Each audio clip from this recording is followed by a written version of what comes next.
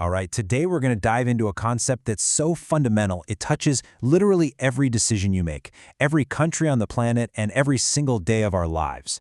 It's the one problem that every single one of us has in common. So let me ask you something. What could a billionaire, with all the money in the world, possibly have in common with the rest of us? And the answer? It's probably not what you're thinking. It has nothing to do with money. It all comes down to this one really powerful word: scarcity. It's kind of the hidden force shaping our world, from how you manage your budget all the way up to global politics. And really getting this concept is the key to understanding, well, pretty much everything. So what does scarcity actually mean? And look, this isn't just some dry term for economists. It's the basic fundamental challenge of being human. You know, when you break it down, the official definition is actually super simple. On one side, you have limited resources. That's the stuff we have to work with, like land, money, or just the hours in a day. And on the other side, you've got unlimited human wants. We're just wired to always want more, or something better, or something different.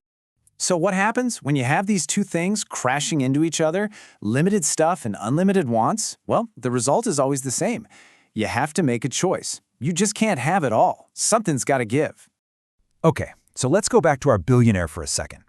Sure, they've got all the money in the world, but guess what they don't have? More time. They're stuck with the same 24 hours in a day as the rest of us. It's the same for a rich country. It might have plenty of cash, but maybe it has a shortage of skilled workers or natural gas. See? Scarcity just changes its costume, but it's always there. Okay, to make this idea less abstract and a lot more real, let's look at what happens when this problem gets, well, really dramatic. This is a story about what happens when something we use every single day, without even thinking about it, is suddenly about to vanish. All right, we're going to Cape Town, South Africa. Back in 2018, this amazing, modern city suddenly found itself in the middle of a crisis that had the whole world watching. The government started using this absolutely chilling term, Day Zero. And this wasn't just some scare tactic. No, this was the actual, calculated date when they predicted the city's taps would run completely dry for millions of residents. So how did they get here? Well, after years of a brutal drought, the reservoirs that supplied the city were nearly empty. Water, the most basic thing we need to live, was suddenly one of the scarcest resources around. So what do you do in a situation like that? I mean, you can't just make more water out of thin air, right? They had to manage the little they had left. And that meant making some incredibly tough choices.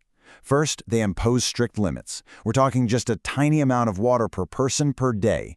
They had to plan for the worst, setting up public collection points where people would have to line up for their share. It meant that every single person had to completely rethink their daily life. Cape Town's story is so powerful because it's basically our problem, everyone's problem, just magnified. It's a huge, real-world lesson. It shows that scarcity isn't just some minor inconvenience. It's the thing that forces us to choose. And that right there is the heart of the matter. It doesn't matter if we're talking about water or money or even time. Because it's limited, we have to decide what's most important. In economics, there's a word for this, a trade-off. Think about it like this. A whole country has a limited budget, a limited number of workers, and limited materials. So, do they pour those resources into building more hospitals for public health, or do they use them to build factories that make stuff for people to buy? The thing is, they can't do both, at least not all out. They have to choose. And that's the thing. Every single choice has a cost. It's not just about what you get, it's also about what you give up. When you choose to do one thing, you're also choosing not to do something else. And that's the constant calculation, the unavoidable math that scarcity forces on every single one of us, every single day. So let's bring this all back to you. Your life right now is a constant series of these choices, all because of scarcity.